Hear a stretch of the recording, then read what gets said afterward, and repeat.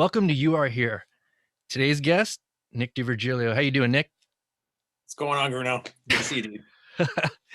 All right, just so everybody knows, it's you and I have had a very lengthy friendship and storied history in and around the Kevin Gilbert world.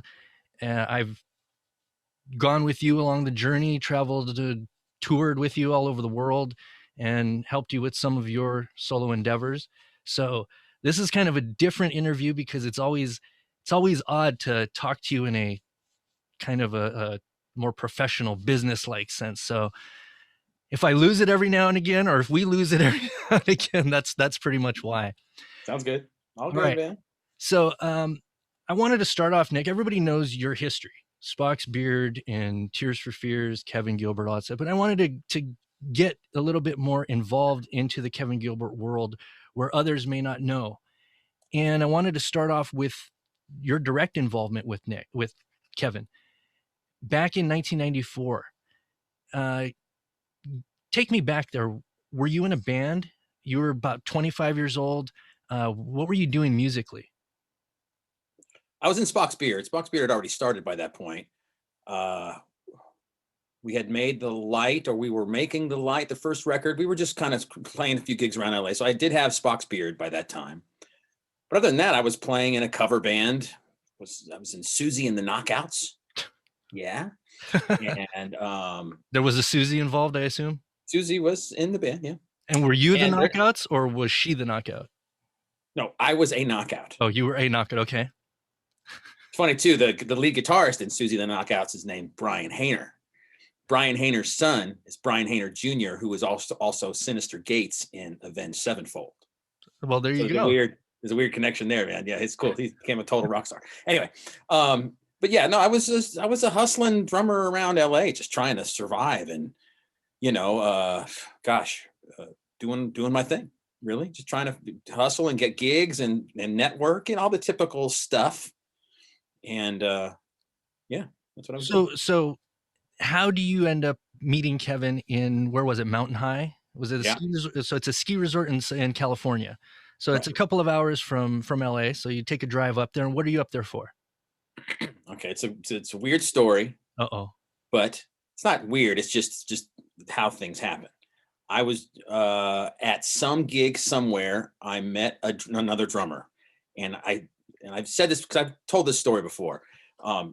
I wish I remembered the guy's name. I'm horrible at remembering names. You know that about me. I've always been bad at that. And if I found the guy today somewhere, I could give him a hug because it's because of him I met Kevin.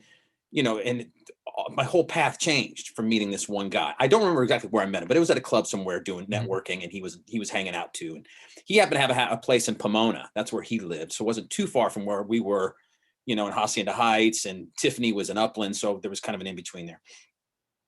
Tiffany's my wife, was my girlfriend then at the same time, and so he was playing around. He got offered to do a gig, this gig at Mountain High. Now the guys putting on the gig owned a company in Los Angeles that wired up all the major studios in town. Plugged in the consoles and did all the back end stuff, built patch bays and all this kind of stuff. And they were pretty successful. And they did a lot of high end studios. Kevin was one of their clients. Okay. So this guy didn't want to do this gig. He said, I've got this band. They offered me a gig to go up to Mountain High for free ski passes, and I don't want to do that. Would you like to go? So I said, whatever, sure. And I wasn't working, and I called the guys, and I figured it might be a way in because I was looking for extra work. You guys work on big studios? Cool. That's an in for something else, right? And so I talked to the guy on the phone, and he goes, yeah, we invited up all these clients of ours. We invited Neil Diamond and Kevin Gilbert and the guys from Yes and blah, blah, blah, blah, blah. They were. And you knew who Kevin was. You had known of Toy Yeah, Matinee. because I liked Toy Matinee, of course. And we'd seen Toy Matinee live and Right. Mark and Brian and all these things. And I was already a fan for sure. Yeah. So I said yes. And it was just like a blues gig and nothing too hard. And these guys were, experts at what they did building studios. As musicians, they were, okay. But I went up there for fun. We weren't working. They gave Tiffany the free ski passes too, and all this kind of stuff. So this is at a lodge. This is at a lodge where they have and Mountain High is a local ski resort outside of LA. And when there's lots of snow there, it's actually fun skiing. You just never know what you're going to get from winter to winter. But there's, Right. yeah, typical ski lodge bar area. People come down the hill, they go drink, and then they go back and ski again. That kind of thing. The perfect combination. Yeah, that's what I did. That's what we were doing. It was great. So I go up to do the gig, and out of all the people that they invited, all the stars they invited that they worked with, the only ones that showed up were Kevin and Sheryl Crow, because they were a couple at the time. Uh-huh. This is prior to Sheryl Crow being famous as Sheryl Crow. Before Tuesday Night Music Club, it was she was working on it, but it had not come out yet. And so obviously I met Kevin and we talked and all this kind of stuff. And he sat in with the band and we talked Genesis, and he knew I was a big Phil Collins fan because, and it was funny because I was talking to Tiffany about this a while ago when I watched your first interview with Mark McCrite. Mhm. And it's funny because she's got like a serious photogenic memory. She knows she remembered the bar, how it had like a Wow. sunken bar area. Get her in and here. what, huh? Get her in here later. Exactly, We'll man. get all She the remembers details. all these details that I Good. totally don't remember. I remember us partying Uh-huh. and doing Rumpelman shots with Kevin and Cheryl, and then in between sets, we'd go out the back door of the little bar area lodge and just put the skis on and go up, and come back down, and then do another set. Uh-huh. It was crazy, and but that's how I met the guy. So you guys And exchange info, and did you guys figure out like let's get together and play drums and play music? And no, I mean, was I it? was trying for that. Yeah. Kevin was just up there to have a good time. We exchanged numbers Mhm. for sure, and he didn't call me back for 6 months or Mhm. so.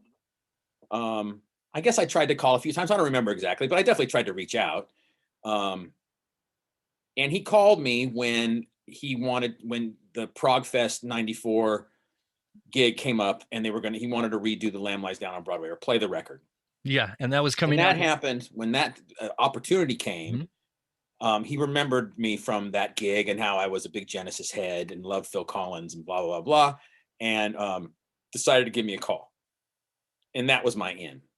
Right on. So like you said, it's about 6 months later, and in that time he records with Tuesday Music Club. They record that album in and along those sessions.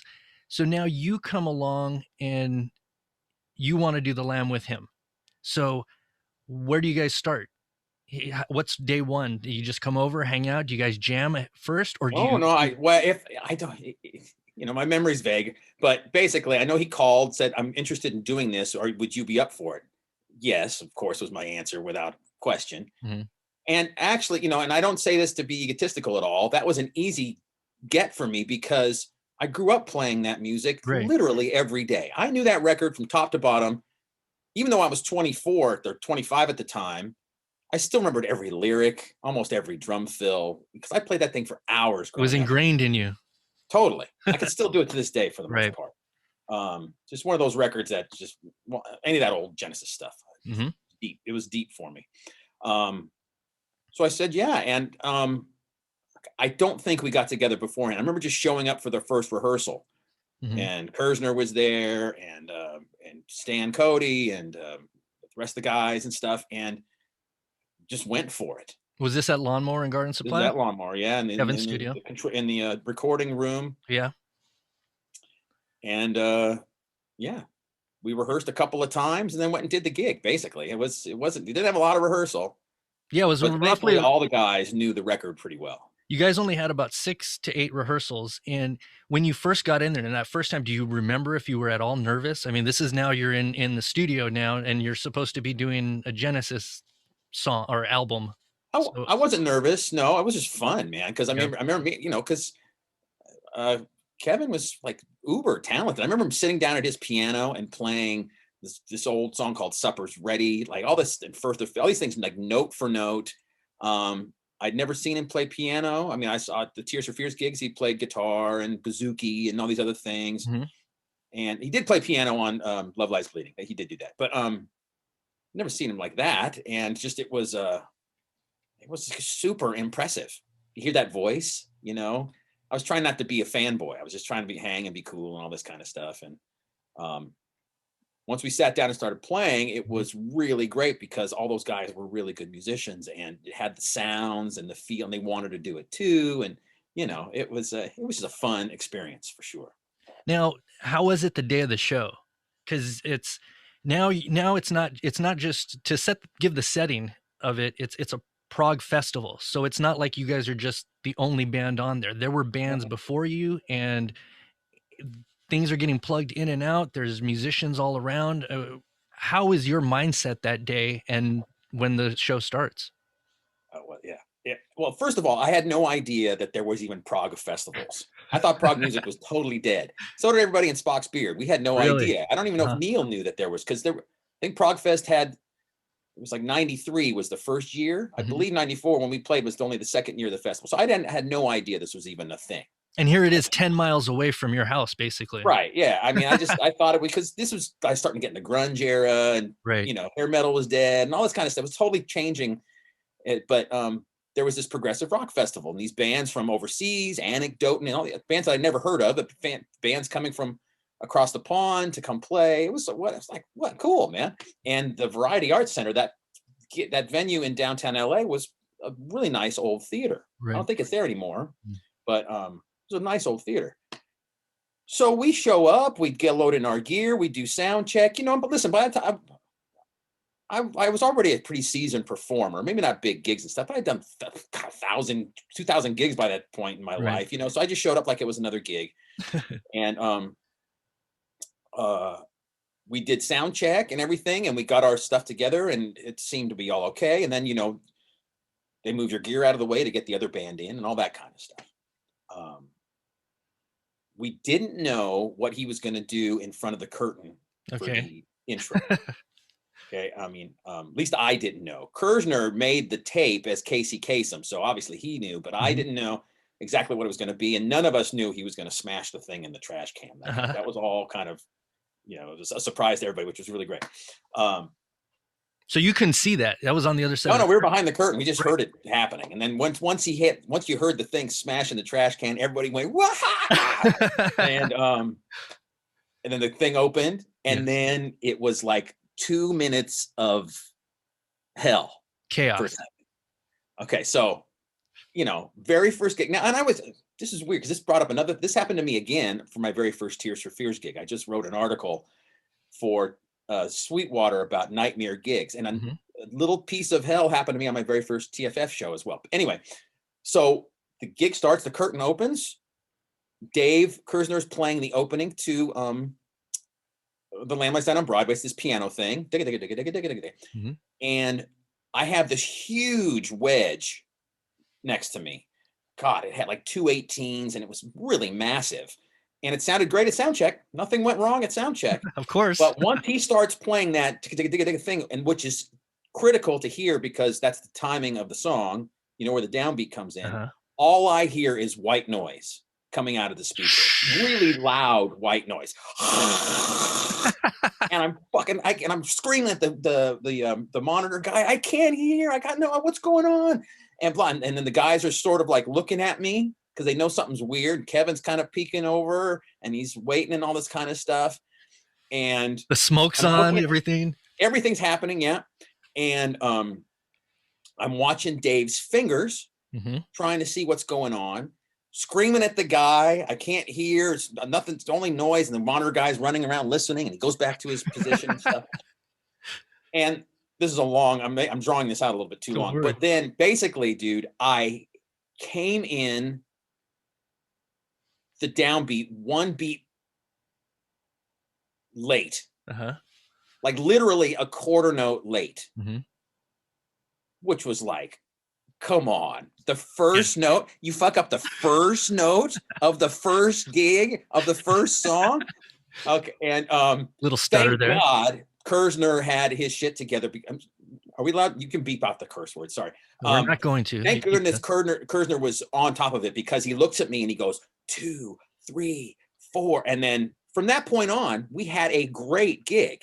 And I'm not kidding. But the first gig was like, and then, after, we get into the tune and the first, like the first verse is starting, the band's playing, and Kevin looks at me and I just go, It is what it is at It that is, point. and then we rocked the rest of the way. And Kevin was able to fix that Mhm. after the fact Right. in his studio, which is surgery, because he is back in the ADAT and 24-inch tape, Right. 2-inch tape days and stuff. But it was like, come on, what? Yeah. So we ended up laughing at it afterwards, because we did have a really good show. It was a lot of fun. The energy was incredible, and it was one of the great gigs of my life for sure. What And was Kevin, now during the show? What was one of the highlights for you? Was there something that really stood out, or even afterwards when you look back at it or listened to it? Was there something that you caught that really just stuck with you, or was it just the entire a lot performance? of it, really. I mean, gosh, I mean, a lot of it. The energy level. Um, Looking over and seeing Dan Hancock look just like Steve Hackett with the handlebar mustache and sitting down and playing. And I never seen guys play like Stan Cody playing the 12-string parts just perfectly. I mean, the sounds, Kevin's voice it was just great on this big stage.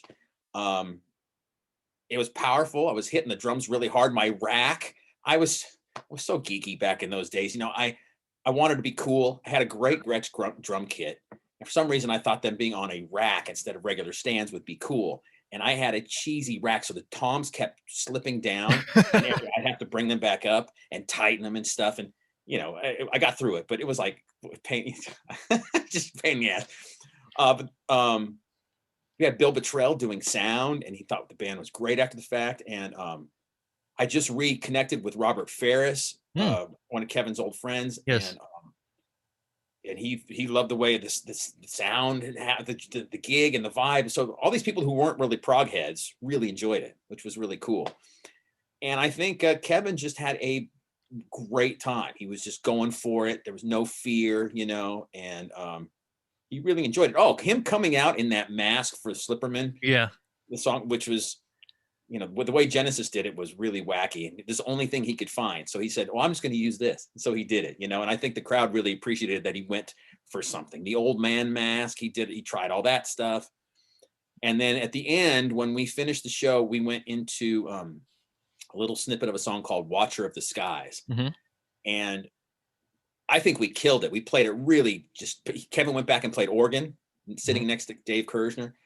And we were playing there was so much energy. The tempo was incredibly fast, but we were really tight as hell. And it was just so much fun. And when that show ended, the crowd went crazy, and it was, and it was great. It Really was a loved it. fun performance to listen to. I didn't go to the performance. I'm not a Genesis fan, and there was no way I was going to go sit in there just and be subjected to any Genesis. But I'll tell you one thing: when we put together the album, yeah, I know, Subjected to Genesis. Come on subjected to now. the hey.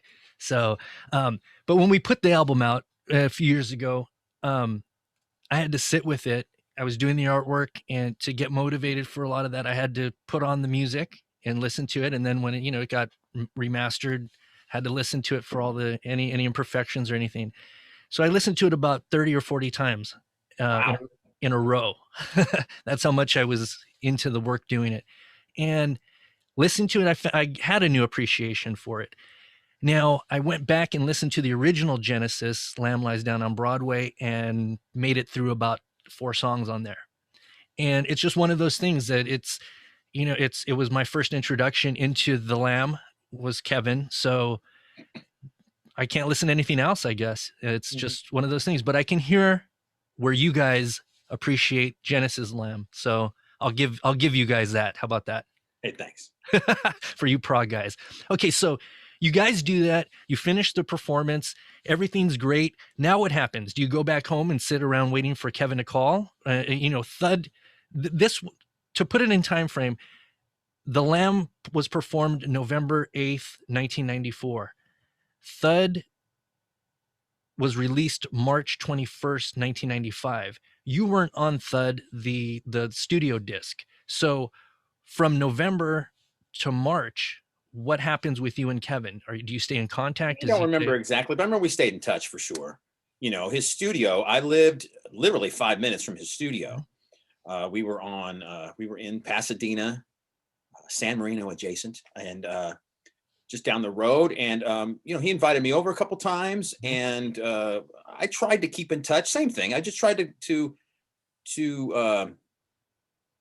work that angle as best I could, Right. and yeah, he brought me in. We sort of became friends. I don't know.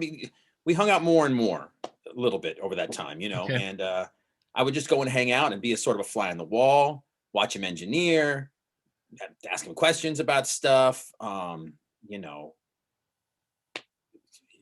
yeah, I mean, and then eventually we started jamming a little bit more. So it was a natural And progression. It just happened yeah, as just exactly. hanging out and everything like that. Okay, so now you listen to Thud. He Basically, let me hold on a second. huh? Basically, I don't know exactly how long it took, but basically he just brought me in. I mean, he sort of just like, the way I feel about it now is that he just all of a sudden he treated me like I was his little brother or something. Mhm. We're only a couple of years apart in age, but just sort of like, it was cool to come hang out over there. I think he had been subjected to a lot of stuff in the music business by that time that was um, it. Obviously he was getting jaded Mhm. more and more, and I was in there just sort of like this fresh face, like just wanting to play and have a good time. And You were green in the music world. I was So green in the music right, biz, right, not necessarily as a player, but in the right. biz part of it. And somehow I think he appreciated it and just, took me under his wing, basically, because I learned how to engineer from him. I learned how to run the studio. I learned all this different stuff. And, you know, ev- eventually he just gave me a key to the studio. I kind of came and went as I pleased after a while. It was it was a huge education, and we became buddies. He'd come over for dinner, all kinds of stuff.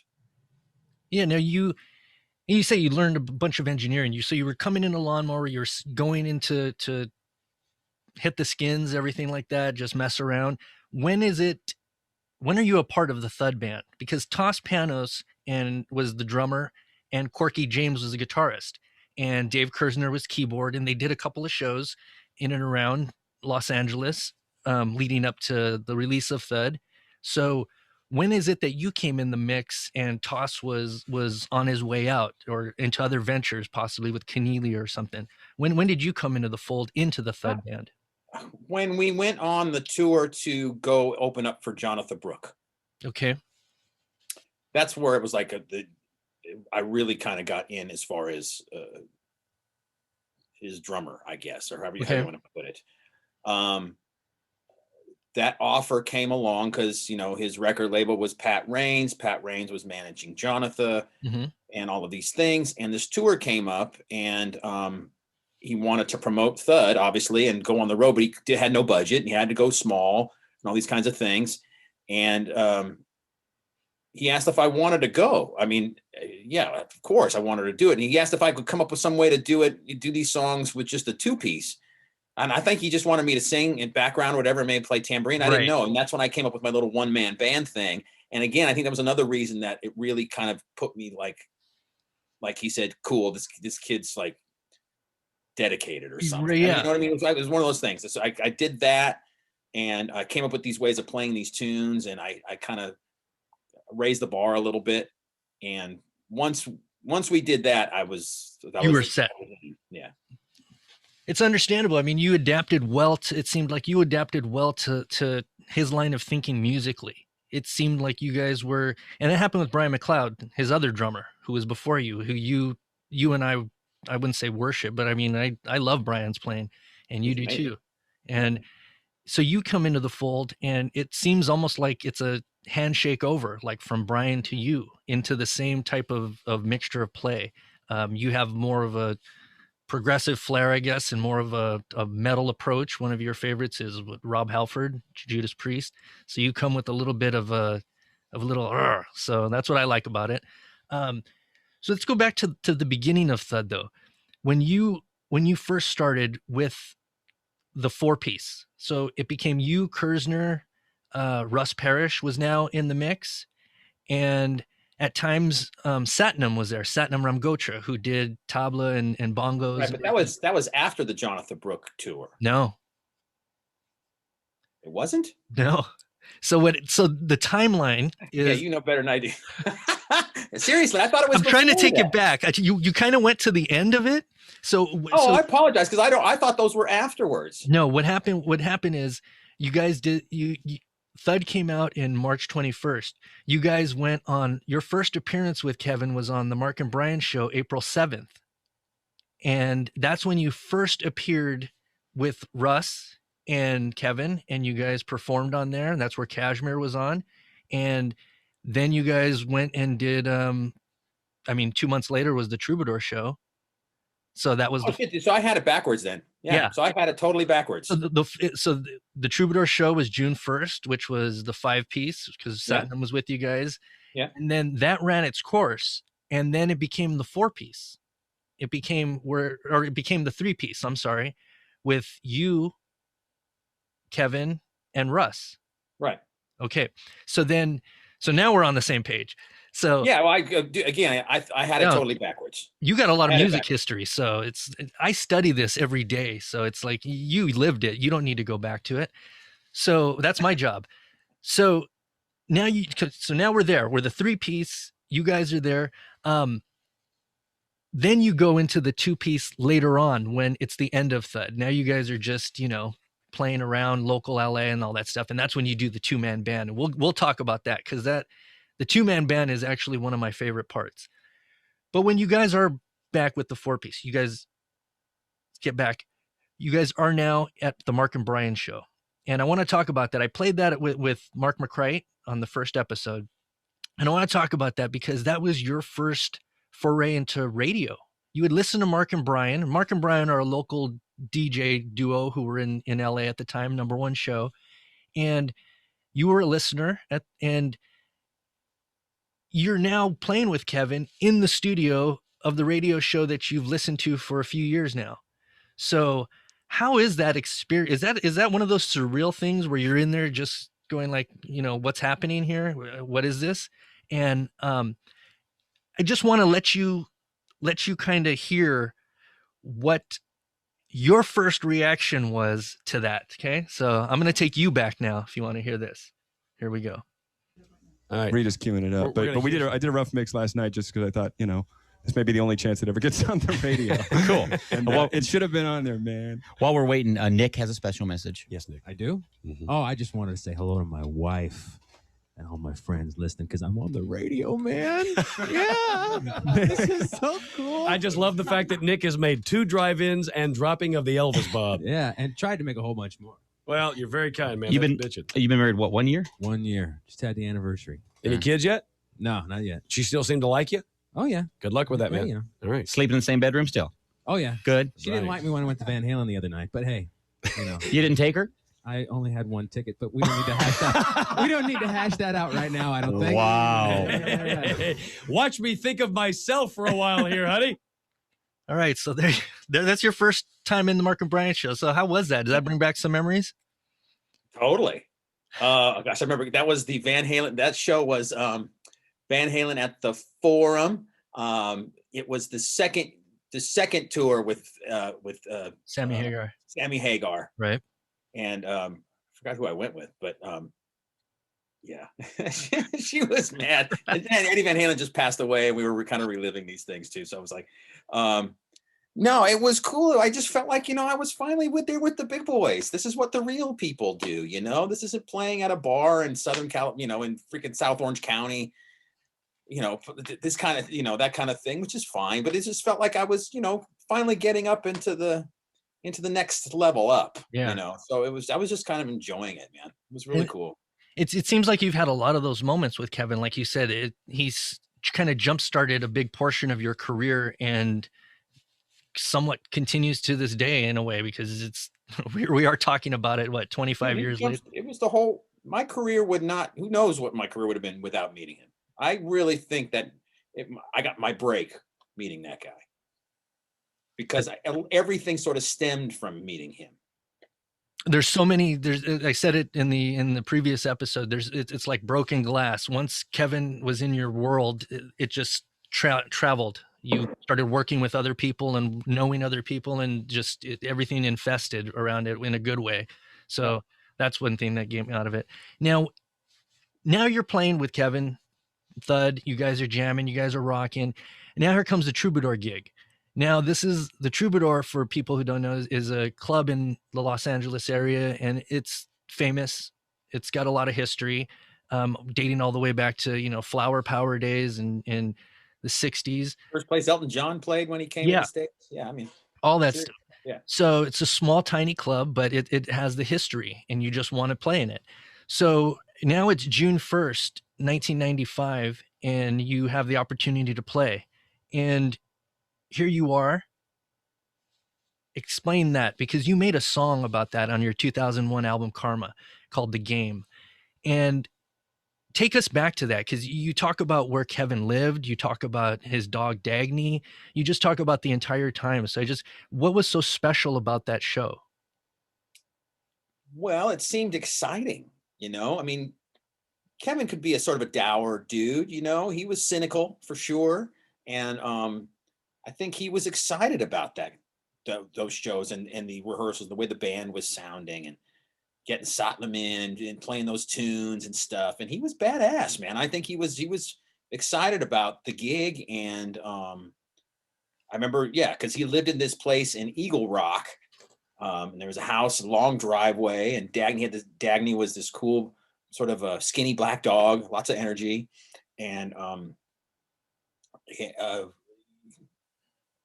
there was an excitement to it for sure, and we showed up early to do sound check and bring in the gear and all of those kinds of things. And the way he played bass, on his tunes, it was so ballsy, and his voice, we had a lot of fun. And it was a sold out. It was a sold out. The energy was palpable for sure for him. Yeah, and Kashmir was popular in the LA market right at that time from the appearance on Mark and Brian that we just played. And so it was a sold out show. And for Kevin, I mean, for you, Russ, I assume, Satnam, Dave, everyone was riding high. It was, I mean, that show, and it's on DVD. We have it on DVD, and everyone can get it at kevingilbert.com. You played, were they a Gretsch? Is it this one? Were these? Are they green? I can't tell by that. Yeah. Yeah. I recall helping you load out, I think from the Troubadour, one of the Troubadour gigs. And weren't those drums stolen at one point? My Gretches were stolen. Yeah. Up in Sacramento a while back before that. No, how those drums came to be is they were not great drums. They were from my first endorsement before I became a Mapex endorser. I got my very first endorsement with a company called Darwin. Mm-hmm.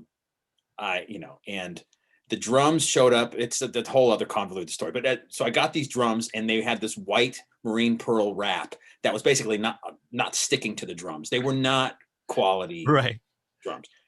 But my mother-in-law, Diane, I took the wrap off. We got all the glue and stuff off, and she painted those, like she sponge painted the drums, this wacky sort of moss color. Mm-hmm. And that's what that drum kit was. Now, why I played those and not my Gretches, I don't know if the Gretches were stolen by that point or not, because I used the Gretches a lot. I mean, I used the Gretches on the Lamb. Mm-hmm. I used the Gretches on the Yes tribute thing and the Genesis tribute song we did together. So I'm sure they were still around. I don't exactly remember when they got stolen, but I think all I had at the time was those green moss drums. Maybe that's why I used them. They sounded good. I mean, it worked. It worked. Yeah, it was cool. They sounded great. I mean, you were thunderous on that. Wasn't there, I'm trying to remember, in Kashmir, didn't you end it a different way on that show? I'd have to hear it again. I don't remember. I think weren't you known for ending it with a different type of Led Zeppelin ending? Didn't we do like the end of rock and roll sort of thing? Yeah, something like that. You would just, and Kevin would just go like, "Oh my gosh," you just do something like, "Oh, there goes Nick again." I remember that. But that Troubadour show, like I said, how did you write the game from it? How did you? And for people that don't know, 2001 album Karma has the game on it, and you took a studio recording or a partial studio recording. How did that come to be? Kevin was always trying to get me to do more of my own stuff. so, I played other instruments and things, and, I wrote, this is a while back before I actually made the record. I had the music and the kind of sort of the chord progression and all that kind of stuff for this tune. And it's the only tune where, he thought it sounded cool, and he learned it and played piano. So it's him playing piano on the song. It was one of the few tunes that I had kind of started where he goes, yeah, man, that's cool. We should work on that. Because getting him to work on my stuff, I was, we were always working on his stuff, which kind of was fine, right? Because it's great. He just decided to record it, and so I wrote the music and the lyrics and all that kind of stuff after he passed, and I kind of relived the days of the Troubadour Gig and that kind of stuff, and that's where the story of the song kind of came about. But prior to that, it was just a piece of music that I had started that he thought sounded good, and was happy to record for me. Yeah, no, it's a great tune. And I want to a little ditty is, we have a little bit of a 1 minute kind of a demo of you and Kevin kind of working something out on a cassette, I believe. I don't know when the last time you heard this. Let's see. For a bridge, maybe 2-second chorus. 3, 4.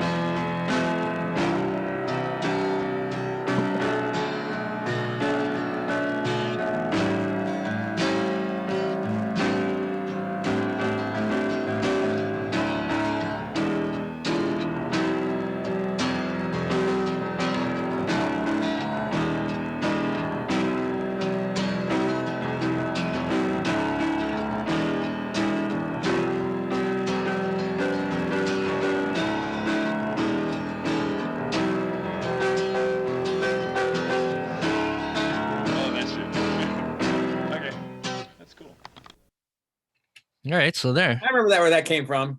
When we were on the road in the Winnebago, doing the little duo thing, going around opening up for Jonathan and doing radio shows and stuff like that. Like that? We were writing, yeah, exactly. We were writing a bunch of stuff in the Winnebago and just coming up with ideas. And I came up with that kind of chord progression on guitar, the sort of chorus progression, and he thought that was cool. We would record it on cassettes, and he was doing the same thing, coming up with little ditties and whatever while we were there.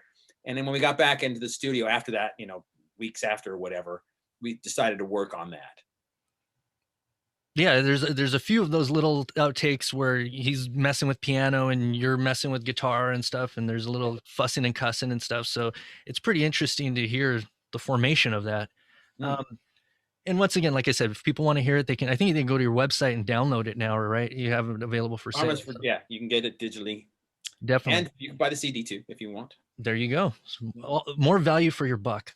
Now you were talking about the two-piece. So Thud runs its course. I guess you do the tour with Jonathan Brooke. Everything's working out great. Everything, and now it's coming towards an end.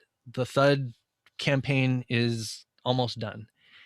Now it's a two-piece. It's just you and Kevin. There's no more electric guitar with Russ. There's no keyboards with Dave Kersner, and Satnam has put away his bongos.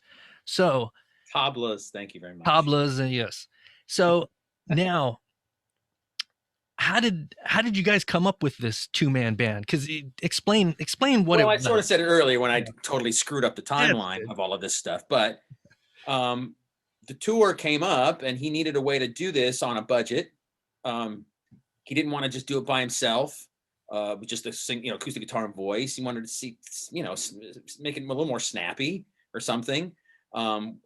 Jonathan it was she was kind of riding high a little bit, getting to a point of her career where she was playing some nice clubs around the country. Definitely had a following, you know, for sure. And I just came up with this way of playing these tunes. I mean, I just tried it out. I did it at home. I think I forget what was the first song I tried it on, but then I just came over to a studio one day and I go, hey, I got this, came up with this thing. Maybe Waiting was the first tune or something like that. Right. And I tried it out with him and he totally loved it. And so we figured out a way to do all the songs that way. Yeah, it was great because, and what would happen was you guys would switch instruments sometimes during the performance. So he would be playing, let's say, acoustic guitar and standing up, and you would be sitting down playing bass on a stool and smacking around the tambourine on your ankle. And sometimes I had a kick drum and a hi-hat, and it was like a little.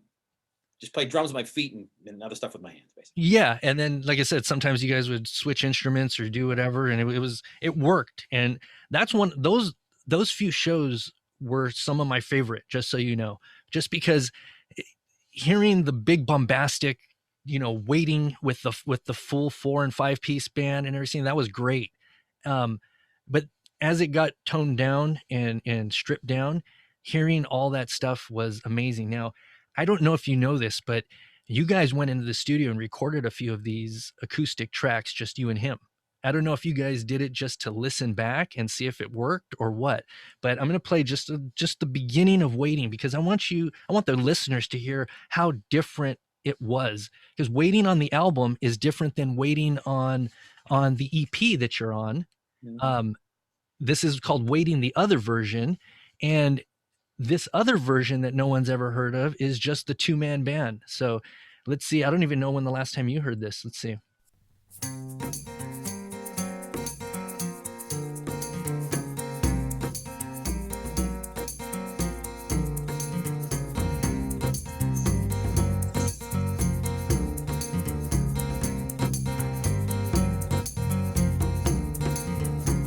I'm waiting for the apple, waiting for the fall, waiting for a renaissance to electrify us all, waiting for the mailman to bring me news of friends. I'm waiting through the middle just to see how it will end, how it will end. I am waiting for love to come. I am waiting for you to run. I am waiting for wonder to return. So I don't even know if you remember doing that. I don't. Here though. It is cool. And you guys do there's a few more. There's Tears of Audrey and obviously Joytown and Goodness Gracious and stuff like that. Something that the listeners and viewers don't really know is you shot this photo, correct? I did. And that was in Oregon. No, California. I believe that's California, Northern California, near Weed, and it's like almost at Oregon. It's a bit close to the border. Okay. Yeah. And how you guys saw it, pulled over? He goes, check out the sign. Let's take a picture. He thought that was funny. So he just jumped out, and I ended up with the camera in my hand. It's just one of those things that, it's just that photo gets circulated around and it's used in the Shaming of the True and everything like that. So I just wanted to let people know that you are the actual photographer in it. So give credit where credit is due. Thank you. Okay. So we finished Thud. The Thud tour is over, and it's the end of 1995. And for people who don't know, we have a little bit of a You Are Here extra. It's you, Nick, recorded in the studio from Kevin, and he was engineering your drums. So we've put that as a little bonus clip, so everybody can go listen to that or go watch the little blobby thing go up and down. What about that session? I mean, you probably don't remember the session, but you said you love the way the drums sound. How were those sessions with Kevin? What did you get? They were always a joy. And that could have been the session for the Yes tribute thing, because the drums sound similar, hearing them back on their own. Okay. You know, we did a thing with, that's when I first met Mike Keneally and Brian Beller, when we did the Yes song. What's the tune? I'll look it up. Siberian Khatru. And for the Tales from Yesterday record. There we go. Tales from Yesterday. And so I think that's what that could have been from, because the drums sounded similar. Listen, he was, aside from being a killer artist and songwriter and singer and musician, he was a top-notch engineer. I mean, the dude knew how to get sounds. And he also, you know, he made decent money from Tuesday Night Music Club and Toy Matinee. And he spent it on recording gear. So he had, you know, he idolized Bill Bottrell as far as an engineer was concerned. He learned a lot of his chops. And I mean, Kevin had been making music and recording since he was a kid. But once he, you know, started working with Bottrell, he saw how, you know, a genius engineer producer did it. And he had to have the same sort of gear that Bill had. Right. So, you know, he had his console, that Neve console he had was probably cost $100,000 or more. He had a ridiculous microphone collection, and great guitars and mic. I mean, he had the real deal. The 2-inch tape machine, all this stuff was top notch and cost a lot of money back then.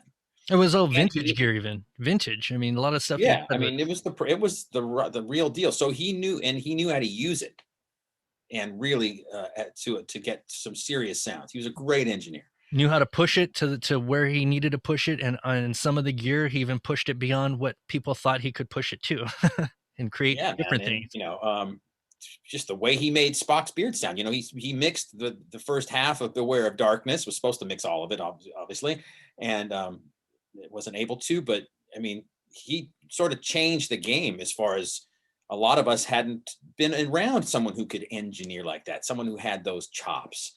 So it was a joy to hear him give me sounds like that. That's why I never really understood when, I know you're going to talk about shaming a little bit later, but when we went into whatever studio it was in Studio City to do some of the shaming drum tracks, and he hired the drum doctor and all this kind of stuff, which is fine. A lot of big time people do that stuff. Even John Cunaberti came in and everything, but I didn't quite understand why he wanted to spend the money and do it that way, because his sounds were equally, if not better, than anything we got anywhere else. But you know, that's what he wanted to do. So, anyway, but is that part of his perfectionism? You think? I mean, just trying to just. I guess maybe he thought, you know, maybe he wanted just a more modern thing or something. I don't know. Maybe he wanted something to be something different that he just felt he couldn't get out of his own room. I don't know. You know.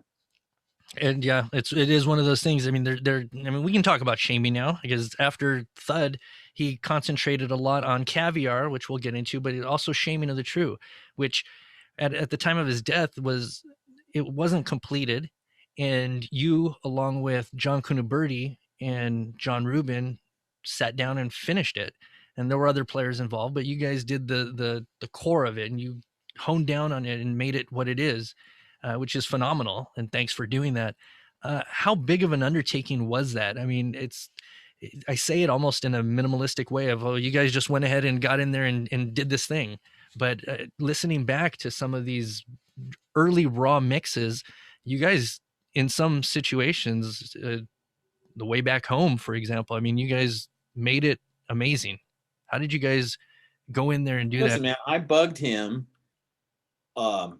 By this point, after he'd been playing with him for a year and stuff like that, I was literally coming and going I saw him every day, basically. You know, I just kind of showed up in the morning and you know, I had keys and he had me do stuff, and he'd show up later. I'd just be like hanging out in the studio. Yeah.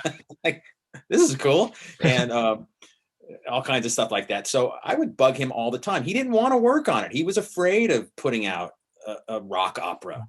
You know, he wanted to be a pop guy, not necessarily a pop guy, but he wanted to be sort of current and stuff. And he sort of felt that going back to this sort of rock opera thing was, you know, too old school. You know, I don't know. It was hard to convince him. I don't know if anybody else was pushing him as much as I was, to be quite honest with you.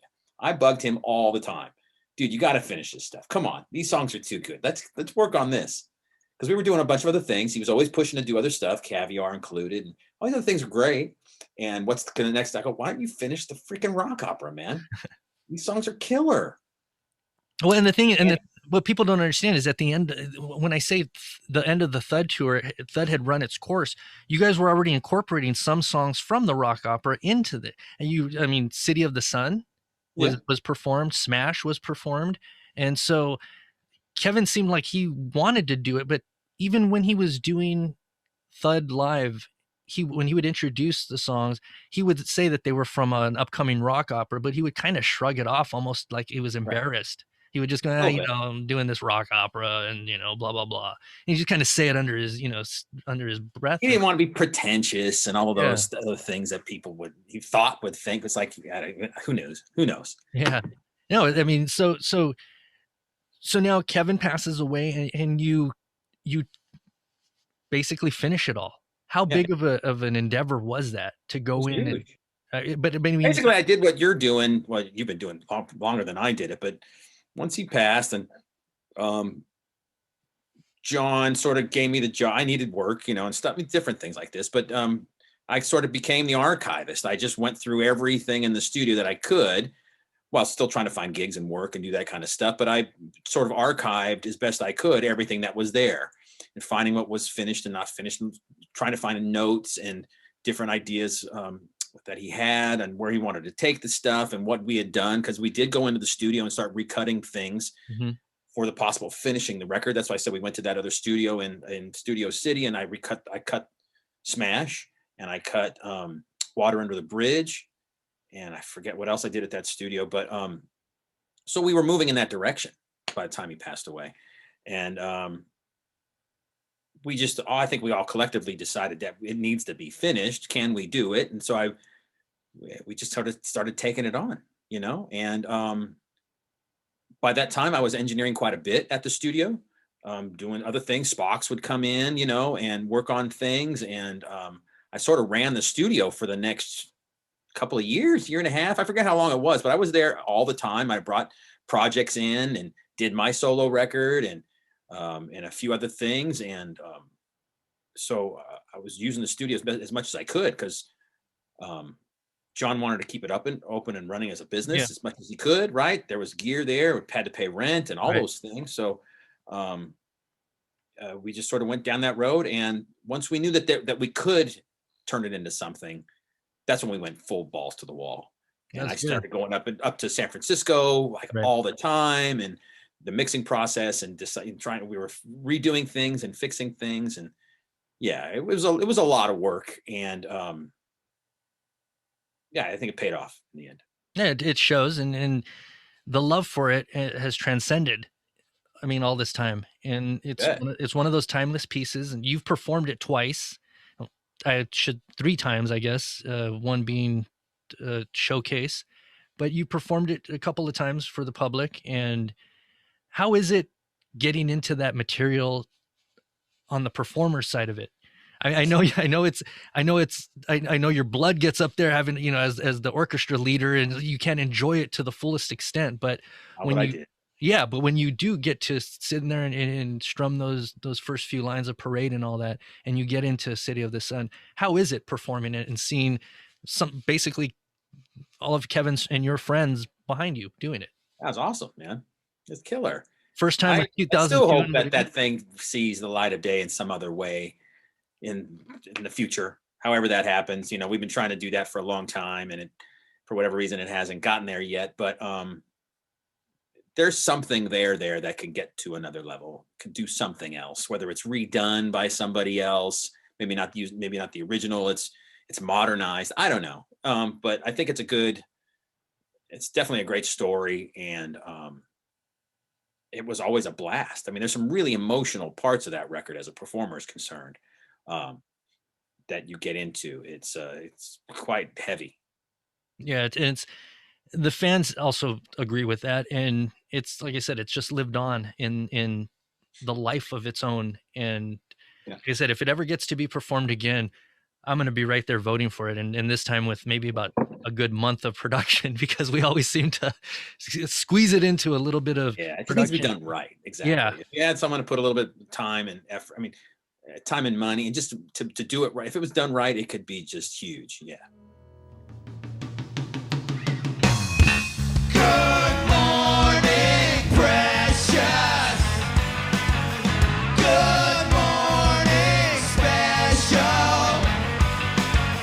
I've got news for you. There's millions like you.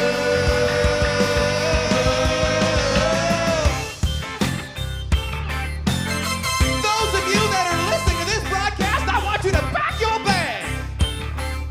We're not going on a vacation, but we're moving. Can you shout amen, somebody? Because we're moving into the city of the sun where we can enjoy all of its blessings. The power steers to get no rest. It's the shaming of the true, I guess. And zombie, I can see you're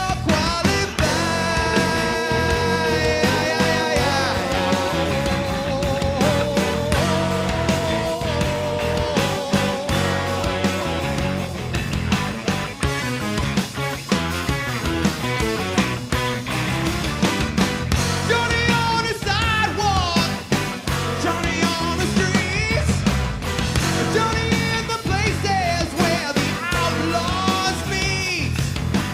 Da da da da da da da da.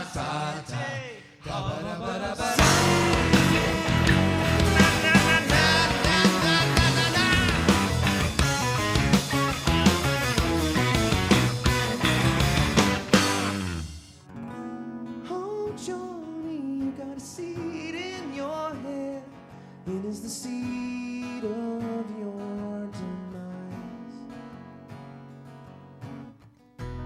Ambition's gonna lure you away into the land of compromise.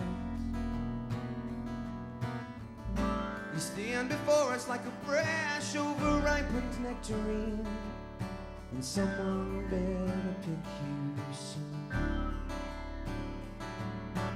Advice from the dying, from the dead. Silence the voices in your head. Wouldn't you rather eat instead? Kaviar. Kaviar was done once again in and around. All these projects are coming in and coming out and just starting and stopping, and they're using players from certain aspects in here and then using them over in this project. So how does Kaviar come? Because that the base of it started with the Tuesday Music Club and Brian and Kevin kind of going off on their own little tangents. So how does Kaviar form, and how are you involved in it? Obviously you're around the studio and Kevin's friend at this time, but how is it involved, and what are the roles? You're a drummer, Brian's a drummer. You have two drummers? Yeah. Well, they brought it in, and up to that point, I didn't have a chance to hang out with Brian that much, as far as I remember. I mean, it was always Kevin, but then Brian started coming around, and we were jamming on these tunes, and so I started playing bass. Mm-hmm. Obviously, Brian was playing drums, and he's awesome. They were talking about this band they wanted to do, and this kind of weird, sort of punky music and stuff. And we would just sit around and jam and write songs. And that was the first time where I was actually in a project with Kevin where I was being creative. Okay. And coming up with ideas, and they were being kept and used and encouraged and all of that kind of stuff. And there was a lot of partying. Oh my God. Those guys could go hardcore that was sort of part of the whole thing too. There was that's when I sort of learned a little bit about Kevin's sort of dark side, of what he was into and things. And those guys would go off and go farther than I would be comfortable with on certain things. I just couldn't hang really. When we did the song Single, there was a lot of tequila drunk that day and night and morning and stuff. And they used to like, you know, hang and party all night long and just make music. And so there was some craziness happening. But it was definitely an outlet for Kevin. Kevin really, there was something there that he was able to let loose that he was afraid of maybe in other venues. You know what I mean? Yeah. So there was a freedom there that he was playing this different character, putting on the mask and the rubber suit or whatever the stuff and all that kind of stuff was something he thought was cool because he could be somebody else. He didn't have to be Kevin Gilbert. He was the bug man. I think he dug that. So there was a freedom to what he could just say more risque things, make harder music, whatever it was. And he didn't have to be tied down to Kevin Gilbert. Right. Yeah, he could do all there that was stuff. something that he really enjoyed there. And dude, the music we were playing was freaking cool. I mean, working in the studio with Brian McLeod and him was magical for me. Those dudes are fucking killer. Brian is awesome, man. He's so good. And it was so much fun. And what was really cool is it was a validation for me because I was doing something that I didn't normally do. Mm-hmm. And they dug it. And I was just sort of part of the team. So it was neat, man. It was really cool. We had some fun tunes. How did the other players come into play? Susie Davis, Paul Ill, Dave Levita? A lot of that stuff happened after the fact. It was when Kevin was trying to figure out how to play live. Mm-hmm. Also, it happened because I got the Tears for Fears gig. Correct. Brian had recorded, and it came out, a while back. Mm-hmm. I forget when that record came out, but I remember because Brian was the drummer of Tears for Fears for Elemental and Raul and the Kings of Spain, and then he decided he didn't want to go out on tour. Right, but I remember when I was playing with Kevin in the Jonathan Brooke tour in Boulder, Colorado, when that record was released, and we had done an acoustic thing on the street of Albums on the Hill across the street from the venue. Abe Laboriel Jr. jammed with us, and I got the record that day at that record shop. Okay, so I was a big kind of geek for Tears for Fears. I really liked them a lot, and I remember showing Kevin and Jonathan, I got the new Tears for Fears record. Check it out, and Brian was on it and stuff. It's a killer record. And then when fast forward to us doing Kaviar, and those guys were starting to really get into it. Mm-hmm. Brian and I was into it too, but they were like really this was going to be the next thing for both of them. And the tour time came to go tour, and I saw the Elemental tour with Brian on drums at the Wiltern. Brian recommended me to Tears for Fears, and I got the gig without auditioning. How did that come to be? I mean, did you just say he just called up Roland Orzabal and said, "I'm going to send someone in my place," and you flew up over there? And I mean, he basically just said, I want to stay around and do this new project. I don't want to tour, but I have the guy for you. I'm paraphrasing. I don't know exactly. It's sort of like that. Mm-hmm. And he talked to Deborah Baum, was the manager back then, and he said that to her as well. And I remember talking to Deborah, and I think maybe I sent him a couple other things that I recorded. Maybe the Spock's was around that time. I mean, those kinds of things. But next thing I know, I'm going. And the first time I played with them is when I played at Real World on the first rehearsal. Okay. And then I was in. But I mean, so again, meeting Kevin at Mountain High just totally changed everything. And so basically I got this major world tour, my first major tour. And Kevin knew that was a big deal for me. I mean, it was huge. And he was really happy for me when I got that gig. And so that's when the other players started coming in because they wanted Kaviar to become a thing. They weren't going to stop Kaviar because I left. Kaviar was the next band for those two guys for sure. So that's when Paul Ill came in. I think Brian knew these guys and they'd met him somewhere along the line, and Susie and David Levine and stuff. So they started forming the rest of the band around after I had left. Yeah. And it's a very interesting band. All the music, for those out there who haven't listened to it, definitely go out there and get it. We're going to have a Kaviar show, and Nick, you don't know it yet, but you're going to be on it. So, of course. And we're going to have a Shame of the Truth show. Nick, you don't know it, but you're going to be on it. So just let you know, we're going to have a Lawnmower and Garden show where we're going to show everything that was in Kevin's studio. And by the way, Nick, you're going to be on it. So, Okay. so we're gonna put your subtext and with NDV on the side. But yeah, Kaviar was just it's one of my favorites. It's no secret. From Thud, I go straight to Kaviar. I'm more of the metal edge side of it, so I love that hardness of it. So I just wish we would have been able to hear more of Kaviar with Kevin performed, other than the couple of songs he did. I mean, he did Pretty. That's the only one we have that he did on the Thud tour. So that's all we got going there. But Kaviar is and always will be one of my favorites, and it's something that polarizes the fan base because of the lyrical content and because some people think it is too dark when they don't hear the satirical comedy on it. But it's preference. Some people just aren't into that music. Mm-hmm. Now, I want to kind of wrap up with something that you released. You released something in 2011 called Pieces. It was an EP that you came up with. And in that EP, you recorded a song called Childhood's End. Can you tell me why, number one, you recorded that? It's a Kevin Gilbert track, and just how it came to be that you wanted that on that EP. Kevin always thought that would be a good song for me to play. See, that song had been around for a long time. He co-wrote it with one of his old friends from Northern California. And he always just said that, man, you should do this tune one of these days. I think this would fit you. So when the time came for me to make this record, I always knew that I wanted to try it, but that was now my time to make that song. Right on. So, yeah. It is good. We're going to play just a little bit right now because people need to hear, and people can go listen to Kevin's. It's on Nuts and Bolts, so they can go listen to that one. But I wanted to highlight for once here your version of it and just kind of give people an idea of how yours is.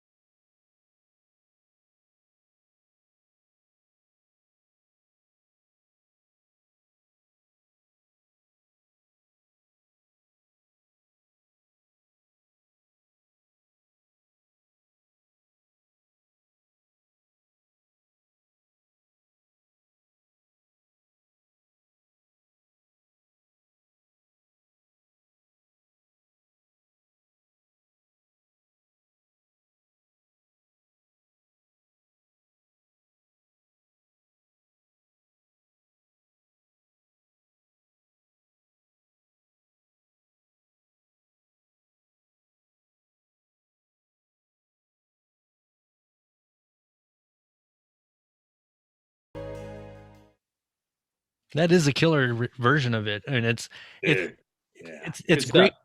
It's great to hear it modernized with the guitar. That's one thing that I just jump on.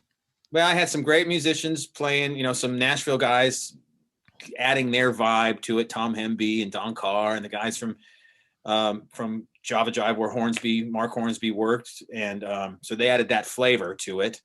And to me, it's a typical, it's so Kevin, that song. Yeah. That pre-chorus, the melody in that pre-chorus is ridiculous. The changes, it's really cool. And it's like that poppy sort of muso proggy. It's not prog, but it's not pop. It's sort of rides that middle ground, which is what I love. And he was really good at it. And that's, like I said, I'm not a prog head, obviously. And that middle ground is where I meet, because I like that edge of prog and stuff like that. And you do a lot of that coordinating in your music. And that's one thing that's why I can listen to your version of Spock's Beard. So it is what it is, as I always say. Now, people can go buy that on your website again, right? Isn't that available for download? It is, and I'm getting physicals made. I've gotten enough people asking that I'm going to make another small run of the CD too. Good. So you can, it's online to stream and listen to and download. But then I'm going to make a few copies to buy. Okay, good. Yeah. All right, so that we're pretty much to the end of it. I mean, I could go on for about another 4 hours if we just go in one era of your career and just dissect it. But I'll save you that, and you got a family and, you know, all that stuff. Now, I just want to ask you, we touched on this a little bit earlier. Why has Kevin's music lasted this long, transcended this long? Why are people still interested in it? Why do you get asked to be on these interviews all the time? Why every interview you do has something involved with Kevin Gilbert? You, in the grand scheme of things, you and Kevin only spent less than 700 days together. It was about 23 months. So in that time, in those 23 months, it's your career has gone this big from that little section. Why and what about Kevin makes us here today? Well, I don't know. All I could say is that the guy took me under his wing, and I don't know, saw something in what I was doing that he wanted to help, be a part of, teach, you know, and you know, he treated me like a little brother. I really like Kevin. He treated me really well. There was other people that didn't feel the same way about the guy, and I never really got it because I never got any of that from him. You know, he's totally integral in the reason I got the Genesis thing as well, because he wrote a letter, a handwritten letter to Peter Gabriel telling him that he should have me audition for Genesis. Which I still have the letter. You know, I mean, who does that, right? I mean, come on. So I think he really liked seeing my progression, and he was a huge help in all of it. And you know, and his music is too good, and he died just so young and so talented that it's just one of those things that once they know, people hear about him and learn his story, it's intriguing. And then when you go back and you hear the music, which is really good and enticing, and you want to hear more, it just keeps it makes it so it just keeps living on and on and on and on and on. And but dude, I mean, he's the reason everything I've done is stemmed from meeting Kevin, and those big gigs all happened because of him. Yeah. That's great. I mean, it's just, like I said, your career has Kevin sprinkled all over it, but what's great is you have your own flavor, and I think everyone appreciates that. So having said all that, Nick, thank you for being on the show, and you're going to be on the next, or not the next ones, but I mean, out of the next dozen, you'll probably be on the 5 of those. So once again, thank you for being here, and thanks to everybody out there. We'll see you next time you are here.